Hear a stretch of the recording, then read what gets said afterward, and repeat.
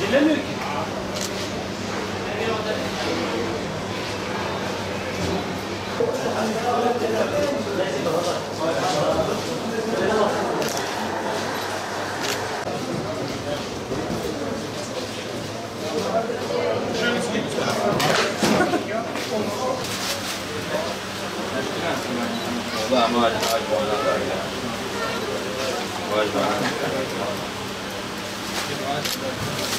Biraz bundan da alalım.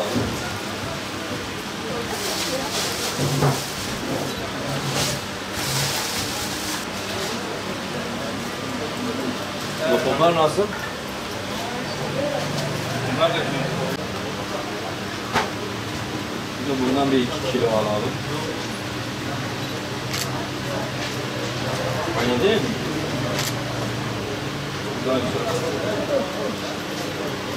Böyle kilo mu kilo mu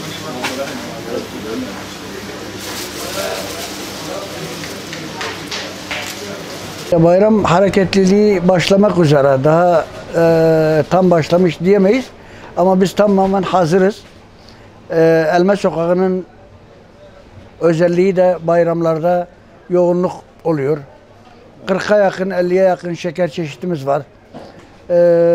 Yüzde bir 20'lik geçen seneyle bu sene arasında fiyat farkı var.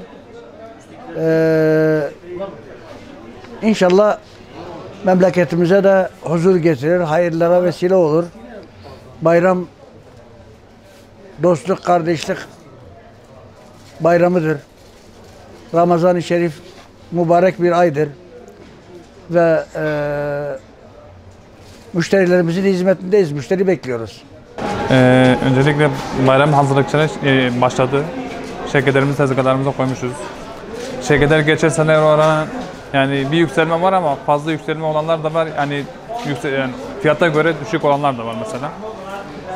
Geçen sene mesela 5 milyonluk sattığımız ürünler mesela bugün bu sene 10'a yakın satıyoruz. 8 milyon sattığımız var. Ondan sonra tabii bu da gramaj farkından oluyor ister istemez. Yani brüt olanla net olan ister istemez şekeri biri olmuyor fiyatı. İkincisi marka fiyatı değişiyor. Bugün 10 liralık şeker yani ister istemez çocuk şekeri olarak geçiyor. Bir de 70 liraya kadar da şeker var. Aynı şekilde 20 var, 18'e var, 35'e var, 40'a var, 45'e kadar 50'ye var.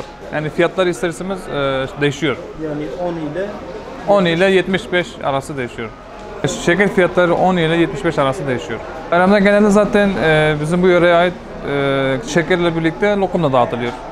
Lokum da aynı şekilde mesela Antep fıstıklısıyla fındıklısı bir de yer fıstıklısı olarak fiyatları değişiyor. Bu mesela 10 milyondan başlıyor, 25-30 milyona kadar da değişiyor bunlar şekerle yani lokumların fiyatları. Bunun dışında ayrıca bir de yani Ramazan'dan ötürü hoşaflık ürünler geliyor.